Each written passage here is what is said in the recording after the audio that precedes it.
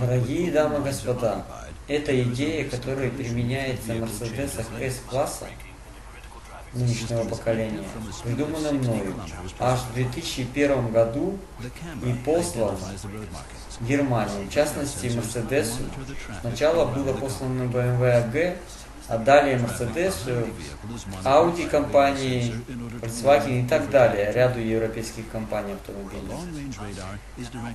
Идея заключалась в следующем. Сама вкратце идея изложенная.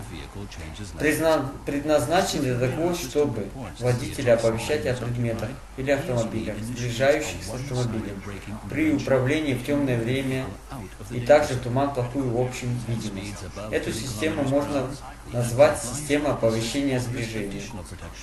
Но и она была разработана, в частности, и послана им. Для них достаточно было этих слов, чтобы они смогли свою собственную систему разработать.